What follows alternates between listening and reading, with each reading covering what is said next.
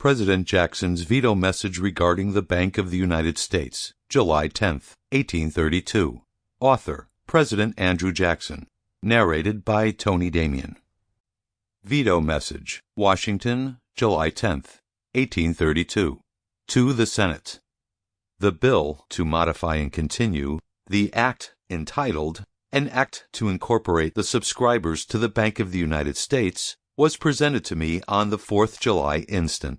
Having considered it with that solemn regard to the principles of the Constitution which the day was calculated to inspire, and come to the conclusion that it ought not to become a law, I herewith return it to the Senate in which it originated, with my objections. A Bank of the United States is in many respects convenient for the government and useful to the people. Entertaining this opinion, and deeply impressed with the belief that some of the powers and privileges possessed by the existing bank are unauthorized by the Constitution, subversive of the rights of the states, and dangerous to the liberties of the people, I felt it my duty, at an early period of my administration, to call the attention of Congress to the practicability of organizing an institution combining all of its advantages and obviating these objections.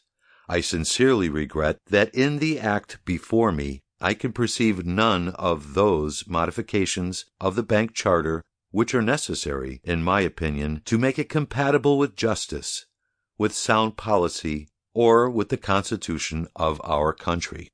The present corporate body, denominated the President, Directors, and Company of the Bank of the United States, will have existed at the time this act is intended to take effect 20 years. It enjoys an exclusive privilege of banking under the authority of the general government, a monopoly of its favor and support, and, as a necessary consequence, almost a monopoly of the foreign and domestic exchange. The powers, privileges, and favors bestowed upon it in the original charter, by increasing the value of the stock far above its par value, operated as a gratuity of many millions to the stockholders. An apology may be found for the failure to guard against this result in the consideration that the effect of the original act of incorporation could not be certainly foreseen at the time of its passage. The act before me proposes another gratuity to the holders of the same stock, and in many cases to the same men, of at least 7 millions more.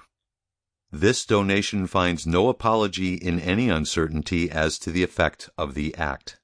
On all hands it is conceded that its passage will increase at least so or 30% more.